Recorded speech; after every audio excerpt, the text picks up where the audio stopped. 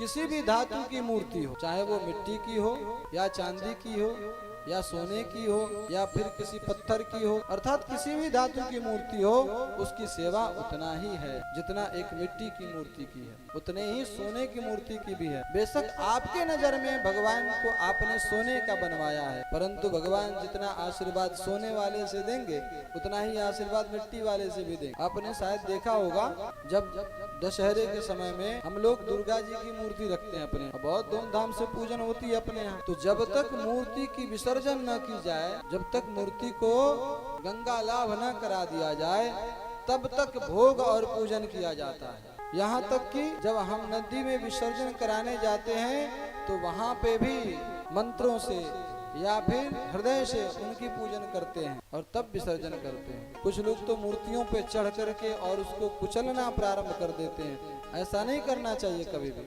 अगर मिट्टी की मूर्ति है, संभव हो तो उसमें ईंट इत्यादि बांध करके नीचे की तरफ डाल दे, ताकि वो मूर्ति नीचे की तरफ रहेगी। जब तक उसका मिट्टी घुल ना जाए पानी में, जल में, तब तक वो ऊपर नहीं आएगी, या फिर ऐसे भी नहीं आएगी।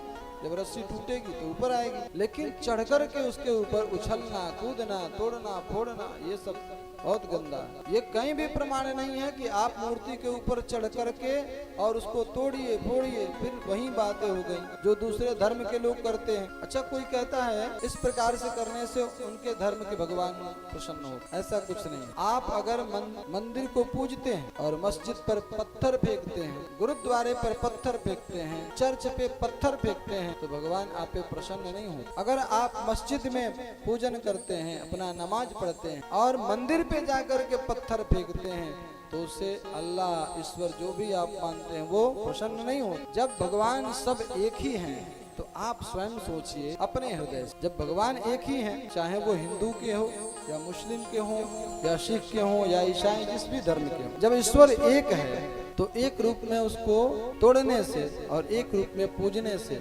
ईश्वर कैसे प्रसन्न हो सकता है? कभी नहीं हो सकता। ये तो कुछ ऐसे गलत धाराओं वाले व्यक्ति हैं जो तरह तरह की अपभ्रंश फैलाते हैं और ये पब्लिक को बरगलाने वाली व्यवस्था है। इसमें ज्यादा पढ़ने की आवश्यकता नहीं है, ये सब मूर्खों वाली बात है।